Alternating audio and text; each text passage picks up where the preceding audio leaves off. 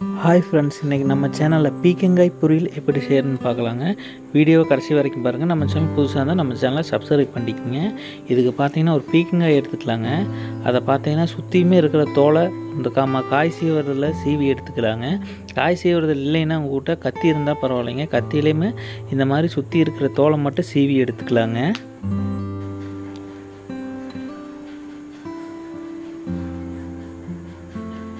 இந்த அளவுக்கு நல்லா சுற்றி இருக்கிற தோலை மட்டும் சீவி எடுத்துக்கலாங்க. இப்போ பார்த்தீங்கன்னா பீர்க்கங்காய் பார்த்தீங்கன்னா சின்ன சின்ன பீஸாக கட் பண்ணி எடுத்து வச்சுருக்குறேங்க. சின்ன வெங்காயம் பார்த்தீங்கன்னா ஒரு 10 பல்லு இப்போ சின்ன வெங்காயம் எடுத்து வச்சுருக்கிறேன். வரமிளகா ஒரு 2 எடுத்து கிள்ளி எடுத்து வச்சுருக்குறேங்க. கருவேப்பிலை கொஞ்சம் எடுத்து வச்சுருக்குது. அடுப்பில் ஒரு பாத்திரம் வச்சுக்கலாங்க. பாத்திரம் காஞ்சோடனே அதில் சமையல் எண்ணெய் ஊற்றிக்குவோம். எண்ணெய் நல்லா காயிட்டுங்க.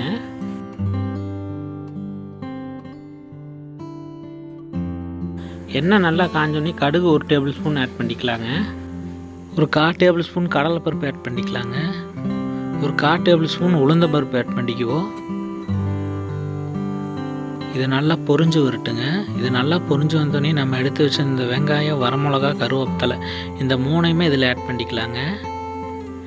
ஆட் பண்ணிவிட்டு இது நல்லா பச்சை வாசம் போகிற அளவுக்கு நல்லா வதக்கி விட்டுக்குவோம்.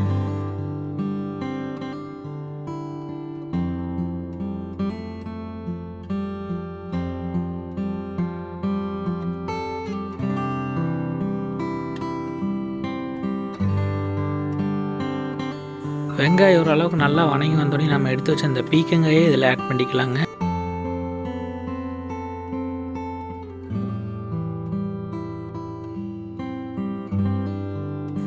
பீர்க்கங்காயை ஆட் பண்ணிவிட்டு இதையுமே நல்லா வதக்கி விட்டுக்கலாம். இந்த எண்ணெயிலேயே நல்லா வதக்கி விட்டுக்கலாங்க.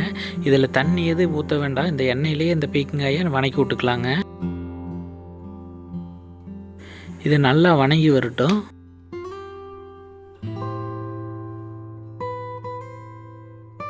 இந்த டைமில் பார்த்தீங்கன்னா சாம்பார் தூள் பார்த்தீங்கன்னா ஒரு டேபிள் ஸ்பூன் அளவுக்கு போட்டுக்கலாம். மஞ்சத்தூள் ஒரு 1/4 டேபிள் ஸ்பூன் அளவுக்கு, சின்ன ஸ்பூனில் 1/4 டேபிள் ஸ்பூன் அளவுக்கு போட்டுக்கலாங்க. தூள் உப்பு பார்த்தீங்கன்னா 1 டேபிள் ஸ்பூன் அளவுக்கு போட்டுக்குவோம். இது எல்லாமே போட்டு நல்லா கலரி விட்டுக்கலாங்க. இந்த மசாலாலாம் இந்த காயில் பிடிக்கிற அளவுக்கு நல்லா கலரி விட்டுக்குவோம்.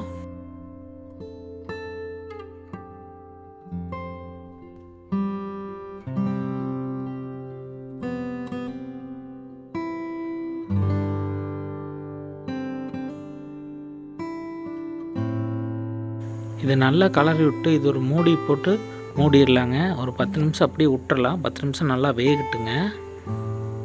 இப்போ பார்த்திங்கன்னா ஒரு 10 நிமிஷம் ஆயிடுச்சு. எடுத்து மறுபடியும் எடுத்து கலரி விட்டுறலாங்க. இந்த மாதிரி அடிக்கடி எடுத்து கலரி விட்டுருங்க. ஏன்னா நம்ம தண்ணி ஊற்றல, எண்ணெயில் தான் வணக்கிறனால அடி பிடிச்சாலும் பிடிச்சிக்கும். அதனால் அடிக்கடி எடுத்து இந்த மாதிரி கலரி விட்டுட்டே இருங்க. இதை நல்லா கலரி விட்டு இன்னொரு டைம் மூடி போட்டு மூடி ஒரு 5 நிமிஷம் நல்லா வேக விட்டுறலாங்க. அடுப்பை கொஞ்சம் ஸ்லோ பண்ணிக்குவோம். இப்போ பார்த்திங்கன்னா ஒரு 5 நிமிஷம் ஆயிடுச்சு. காயும் பார்த்திங்கன்னா நல்லா வெந்து வந்துருச்சு. இதுலேருந்து பார்த்திங்கன்னா ஆயில் நல்லா பிரிஞ்சு வருது பாருங்கள். இதை நல்லா கலரி விட்டு இந்த டைமில் பார்த்திங்கன்னா ஒரு 1/4 மூடி தேங்காய் திருகி எடுத்து வச்சுருக்குறோம். அதை இதில் ஆட் பண்ணிக்கலாங்க. தேங்காய் ஆட் பண்ணிவிட்டு இதையுமே நல்லா கலரி விட்டுறலாம். இந்த காயில் பிடிக்கிற அளவுக்கு நல்லா கலரி விட்டுறலாங்க இந்த தேங்காயை.